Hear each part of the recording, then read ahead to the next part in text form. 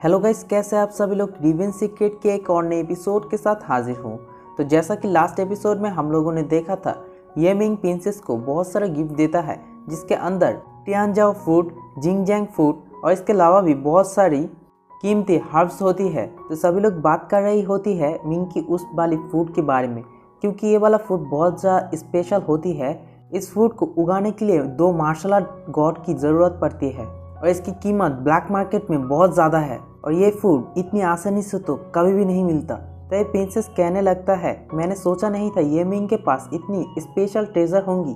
ये वाला हर्ब्स और फ्रूट तो बहुत ज़्यादा अच्छा है कल्टीवेशन को आगे बढ़ाने के लिए, लेकिन अनफॉर्चुनेटली मेरा कल्टीवेशन तो मार्शल आर्ट की गॉड में पहुंच चुका है। मेरे कैलकुलेशन के मुताबिक ये बैंक आने वाले 30 सालों में 300 ट्रिलियन विजल कॉइन का सालाना प्रॉफिट आएगा सिर्फ और सिर्फ टोंगटियांग के एक बैंक से। इसका मतलब इस कागजात का वैल्यू 10% है, यानी कि 3 मिलियन विजल गॉड कॉइन। इसका मतलब यही पर मिंग अपने बैंक में से 10% का शेयर उसे दे देता है। तो हम लोग पहले से ही जानते हैं प्रिंसेस के पास 20% शेयर था। अब जब मिंग ने 10% और दे दिया, मतलब प्रिंसेस का पास अब 30% हो गया। तभी सभी लोग कहने लगता है ये मिंग तो अपनी वाइफ को बहुत ज्यादा अच्छा सा गिफ्ट दिया है, क्योंकि इस किंगलोंग डायनेस्टी में ऐसे कोई भी पावरफुल सेक्ट नहीं है जो कि एक बार में ही इतना सारा विजुअल मार्शल गॉड कॉइन किसी और को दे सकता है। क्योंकि हम लोग जानते हैं जिंगजैंग सेक्ट सिर्फ और सिर्फ 5 million visual God coin Ming को देने से बहुत ज्यादा कर्ज में डूब गया था और यहाँ पर तो मिंग ने 30 मिलियन विजुअल गॉड कॉइन को प्रिंसेस को सिर्फ और सिर्फ शादी के गिफ्ट के तौर पे ही दे दिया। तभी हमें ड्रैगन फैमिली का मास्टर का सीन दिखाया जाता है, जो कि कहता है हमने कितनी सारे मार्शल गॉड कॉइन को दिया है इस बैंक के कुछ शेयरों के लिए, लेकिन ये मिंग तो अपने हाथों की मदद से ही अपनी वाइफ को 10% शेयर दे दिया। सच में ये बच्चा तो बहुत ज़्यादा इंटरेस्टिंग है। तभी डोंगची कॉलेज के हेडमास्टर का सीन दिखाया जाता है, जो कि कहता है यहाँ पर जो कुछ भी हुआ इसके लिए ये मिंग का जो बैंक है वो आगे में बहुत ज़्यादा इंक्रीज होगा और बहुत ज़्यादा मुनाफा कमाएगा, क्योंकि अब ये मिंग और प्रिंसेस के पास सेम शेयर है और जबकि प्रिंसेस भी इस बैंक का एक बड़ा हेड बन चुका है, इसीलिए कोई भी सेट और डायनेस्टी इसके खिलाफ नहीं जाएंगे और इसे आने वाले टैक्स तो कोई भी कलेक्ट करने के लिए नहीं आएंगे। इसीलिए हमारा प्रॉफिट तो दिन दिन बढ़ते ही जाएंगे, क्योंकि इसे टैक्स भी पे नहीं करना पड़ेगा। फ्यूचर में तो ये एक नेक्स्ट लेवल तक चला जाएगा। तो किंगलोंग डायनेस्टी के एम्पायर भी जोर जोर से हंसते हुए कहता है ये बच्चा तो किसी को खुश करना जानता है। ठीक है, मैं तुम्हारी शादी को एक्सेप्ट कर लिया और मैं ये भी जानता हूँ तुम दोनों अकेले में प्राइवेट में शादी कर लिया है, इसीलिए मैं अब तुम दोनों का ऑफिशियली शादी करवाऊंगा। तो मैं एम्पायर यहाँ पर अनाउंस करता हूँ एक अच्छा सा दिन देख के, यानी कि अच्छा सा मुहूर्त देख के ये दोनों की शादी पक्की हो जाएगी। ये बात सुन के प्रिंसेस और मिंग बहुत ज़्यादा खुश होता है और एम्पायर को ग्रीट करते हुए कहता है आपका बहुत बहुत धन्यवाद एम्पायर। तभी पीछे से कोई कहने लगता है ये बच्चा प्रिंसेस के लायक नहीं है, किसी भी ऐरे गैरे को इस डायनेस्टी के हेड बनाना ठीक नहीं होगा। प्रिंसेस जो कि इस डायनेस्टी के एम्पायर का बहन है, जो कि एक हायर स्टेटस रखती है, और ये मिंग तो एक कमनर का बेटा है, ये दोनों के साथ कैसे मैच हो सकती है। और ये लड़की के पास एक मॉर्टल बॉडी है, यानी कि मिंग मर सकता है, लेकिन प्रिंसेस के पास तो एक इमॉर्टल बॉडी है, क्योंकि हम जानते ही है प्रिंसेस एक गॉड है, मार्शल गॉड। ये बात असल में शॉर्टपुल होली लैंड का यंग मास्टर होता है, जो कि सोंग जाओ होता है। तो सोंग जाओ और भी कहने लगता है ये छोटा सा कल्टीवेटर कहाँ से उठकर आया और प्रिंसेस से शादी कर लिया, मैं किसी भी हालत में ये मान नहीं सकता।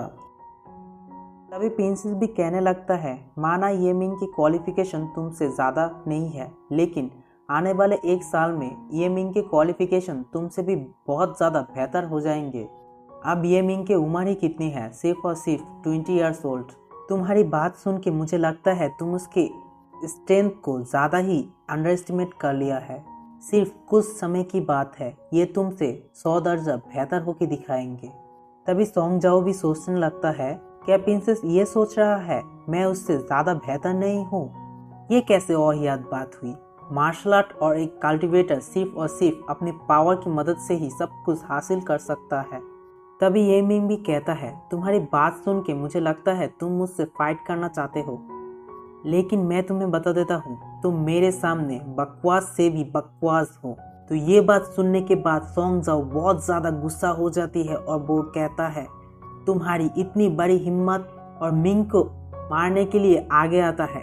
और तभी हमें दिखाया जाता है मिंग के लाए हुए जो 5 मार्शल आर्ट की गॉड है वो सोंग जाओ को पूरी तरह से घेर लेता है और अपने हाथों में मार्शल पावर को रिलीज करते हुए उसके गर्दन पे रख देता है। तभी पीछे से सॉर्टपुर होली लैंड का मास्टर कहने लगता है, उसे छोड़ दो, उसकी तरफ से मैं माफी मांग लेता हूँ, प्लीज उसे किस मत करना, ये सारा का सारा गलती मेरा है, प्लीज मेरे बच्चे को छोड़ दो। ये मिंग, मैं तुमसे भी माफी मांगता हूँ, प्लीज मेरे बच्चे को छोड़ दो, मैं आगे से ध्यान रखूंगा।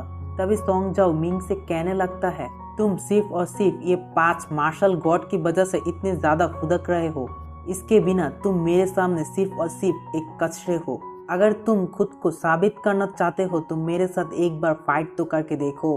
तभी ये मिंग हैंड्स अप करके कहता है, ये बहुत अच्छा मशवरा है, लेकिन तुम एक मार्शल सेंट हो और मैं एक मार्शल गुरु हूँ। अगर तुम मुझसे फाइट करना चाहते हो तो सेम रियलम में फाइट करेंगे, क्या कहते हो तुम?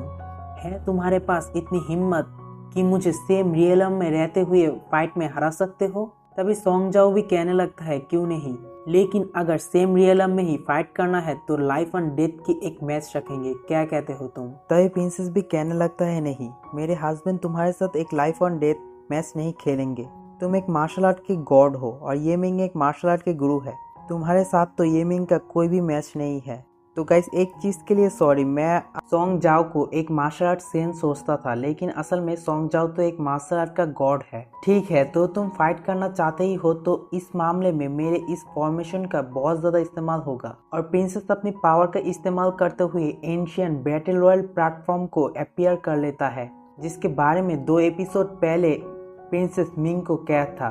तो उस एंशियल बैटल रॉयल प्लेटफॉर्म को बाहर निकलने के बाद मिंग और सोंग जाओ से कहता है, जाओ जाकर फाइट करो, ये अब तैयार हो चुका है। तो मिंग और सोंग जाओ एक दूसरी तरफ देखता है और जंप करते हुए उस एंशियल बैटल रॉयल के अंदर चले जाते हैं, जहां पर वो लोग एक दूसरे के सामने खड़ी होती है। तो मिंग अपनी श्वानटियन तलवार को बाहर निकलते हुए कहता है, ठीक है आ जाओ। तो मानो ये बात सुनने की देरी था, सोंग जाओ पलक झपक से स्पीड से ही मिंग के ऊपर हमला कर देती है, लेकिन मिंग भी अपनी शॉट की मदद से उसकी पंच को ब्लॉक कर लेता है। तभी वह पर सोंग जाओ और मिंग के बीच जबरदस्त शॉट फाइट होती है। मिंग और सोंग जाओ एक दूसरे के साथ जबरदस्त फाइट करती है और एक दूसरे के ऊपर ही भारी पड़ता है। तभी सोंग जाओ मन में सोचता है, ये एंशियल बैटल रॉयल मेरे पावर को रोक नहीं सकता, ये सिर्फ और सिर्फ मेरे रियलम को कम करता है, लेकिन मेरे असली पावर तो असली पावर ही है और मेरे असली स्ट्रेंथ के सामने में ये बच्चे तो टिक ही नहीं पाएंगे। लेकिन यहाँ पर मैं 300 मिलियन पाउंड से भी ज्यादा पावर का इस्तेमाल कर रहा हूँ, लेकिन ये बच्चा तो मेरे स्ट्रेंथ के साथ जबरदस्त मैच कर रहा है, ये कैसे मुमकिन हो सकता है? तो वो अपनी मन में ये बात सोच ही रहा होता है कि ये मिंग अपनी व्हाइट एम्पायर शॉट टेक्निक का इस्तेमाल कर लेता है। तो अपनी यान टियान शॉट टेक्निक की मदद से उसके ऊपर हमला कर देती है। तो सोंग जाओ भी कहता है, एम्पायर की मार्शल आर्ट और शॉट टेक्निक बहुत अच्छे।